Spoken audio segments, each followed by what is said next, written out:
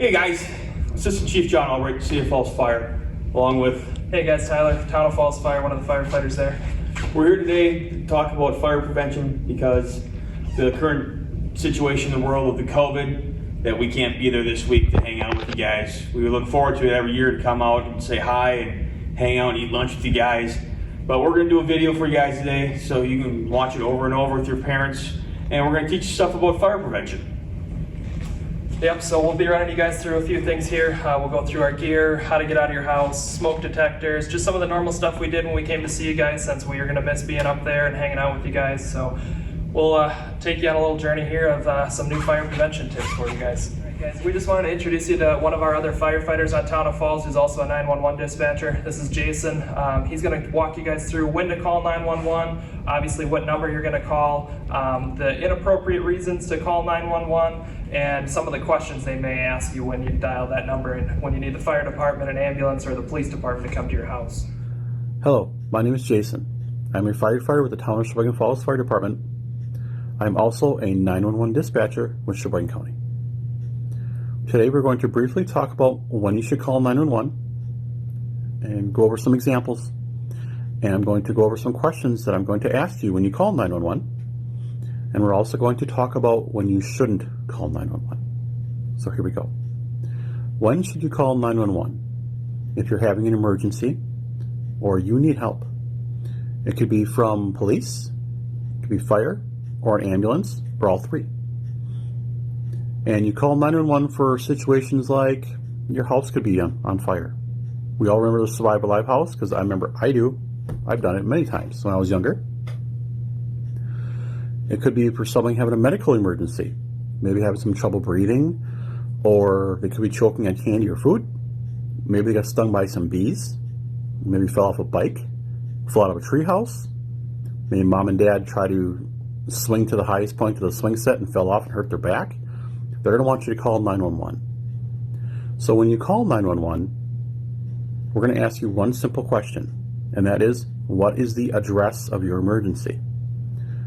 We stress this every year. They ask all the kids to know their address, know it by heart, just like you would know your favorite song or your favorite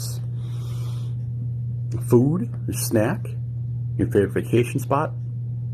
It's very important to know your address, because once we have your address, we can then send help to you as fast as we possibly can. Now, after we talk to you about your address, I may ask you questions like, what happened? And do the best you can to describe what happened. Maybe if another adult is there with you, or an older brother, just ask for help, saying, hey, what happened? 911 wants to know. The more information we have, the better we can help you. We may also ask you, who's there with you? How many people are with you? If it's just yourself and your parents, maybe it's you and grandma and grandpa, or the babysitter. It's stuff we need to know so we can let the personnel responding know how many people we have to help. Now, there are several reasons why you do not call 911. You do not call 911 when mom and dad are trying to force you to eat vegetables and you don't want to do it. You don't call 911 if your dog goes missing. I know it's very sad. Whether it be a cat, a dog, whatever type of animal you have, if they go missing, you do not call 911. There are other phone numbers we can use for that. Maybe other methods we can use. You don't call 911 if you're having an argument with somebody, because they won't let you watch your favorite TV show or play your favorite video game. It's very important to know that, because we don't want to hold up resources if we don't have to. So I thank you so much for your time. And yes, this year is very much different. In fact, we can't have face-to-face contact, but we hope these videos do help you, and we hope you have a great day. Thank you. So now you learned about 911 and the importance of using 911. Here's some other tips that you should learn in your house. Talk to mom and dad where your smoke detector is. So you guys probably have seen these. They're on the ceilings, outside your bedrooms, on every floor of your house. Some may be in combination with what we call a carbon monoxide, which is another type of an alarm that might go off. But anytime you're sleeping or in your house and you hear this thing go off, you want to get out and stay out. And by getting out and staying out, we want you to follow that evacuation plan you have set up with your parents, whether you're getting out to go to your tree, your mailbox. Neighbor's driveway. How many, show of hands, how many have an exit plan at home? That is awesome. If you don't have an exit plan, ask mom and dad right now, where do we go? Yep, and make sure you guys practice that. When you have to change your smoke detector batteries twice a year, it's a great time to be practicing that plan. When you got to change the battery, you got to test the alarm. So test it, make sure it works, and everyone get out, go to your meeting spot. Just don't call 911 because that'd be an appropriate time to call us. But once you get out, we stay out. We never go back in for your games, your toys, or your pets. When the fire department gets there, the first truck gets there, they're going to be looking for your parents or someone to let us know what is going on if everyone's out. And if everyone's out, you say, hey, our dog is in the house or our cat is in the house, we're going to do everything we can to go in and find your animals.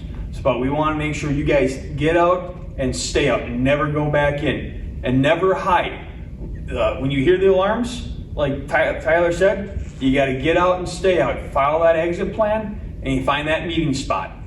All right, guys, this year's motto is fire safety in the kitchen at home. So we wanted to just go over a couple of things. It actually is the #1 reason in America that we're called out for EMS calls or fire calls is injuries or fires in the kitchen. So we just wanted to give you guys a few quick tips here.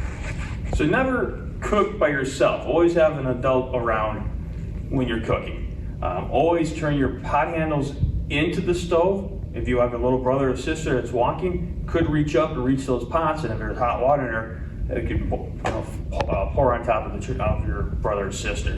So always be safe in the kitchen. Yep, and you always want, like you said, never cook by yourself. You want mom and dad there. You need to make sure when we're done cooking, we're turning the burners off on the stove. We're not throwing a towel on top of that stove while it's on. All of those things can lead to a fire down the road and be the reason why we'd have to come to your house and put out a fire. So always cook safe in the kitchen. Always have an adult around. So remember when we were talking to emergency dispatcher Jason, you had to give him all this information, your address, what's going on. With that information, he will call us out on these little black boxes called pagers.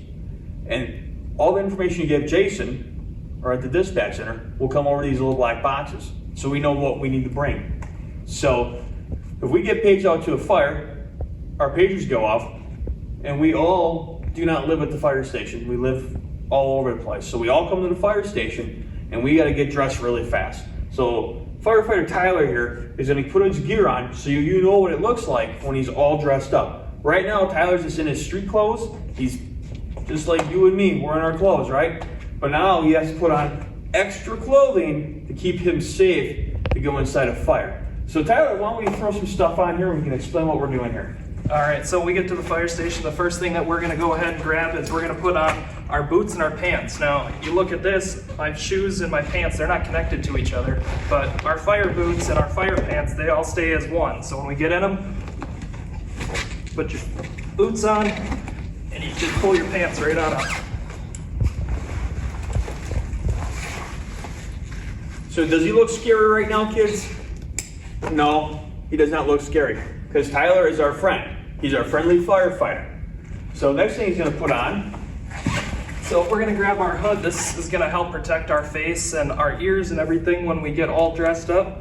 Start by just getting it underneath, so when we put our jacket on next, it's gonna be underneath so I don't have to dig around for it. So then we grab our big jacket, throw this guy on. Still not scary, right? No one's scared? I'm not scared. Are you scared? No, even better. So now we got our jacket on, get all of our Velcro done.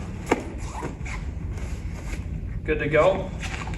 Now the next thing is we got our breathing apparatus. Now normally we're not gonna put these on in the fire station, we put them onto the fire trucks on the way to your house. So it's like a big giant backpack full of breathing air.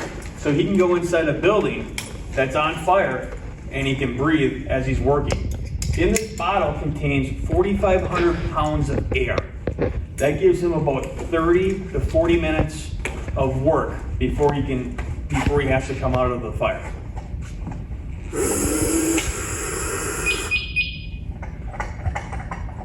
So does he look scary now? No, don't be afraid of Tyler. He's our friendly firefighter. So next thing we got is our face piece. Now, even though I don't have my normal face there anymore, I'm still not scary, right?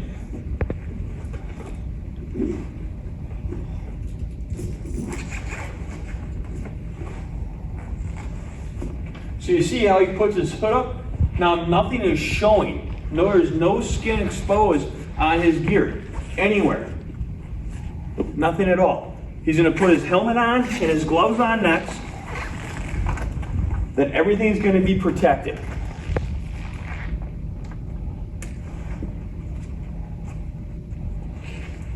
Your gloves, sir. Thank you.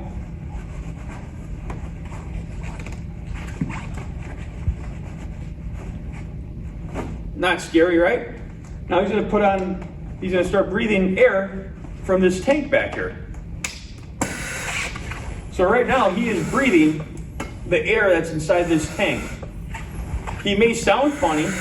I sound a little funny. He may look a little scary, but don't be afraid of him. This is how he's going to sound when he's in your house. Yep, you're going to hear me come in and I'm going to start calling out. Fire department, anyone that hears me, call out. Come towards me. So he'll be on his hands and knees, because remember, heat and smoke rise. So all the clean, fresh air is going to be low to the ground. So Tyler's going to be crawling on the floor looking for you. So he's going to be searching your house. He's going to try to find you. He's going to be calling out. So we don't want you to go hide underneath your bed, hide in a closet. We want you to try to get out and stay out. But if you can't get out, get to a window. You hear him calling for you, yell help, I'm over here. Right now, don't be afraid of Tyler. This is still Tyler here. This is still Tyler. The same guy that was in his polo and jeans is now wearing his fire gear. So this is Tyler, our friendly firefighter.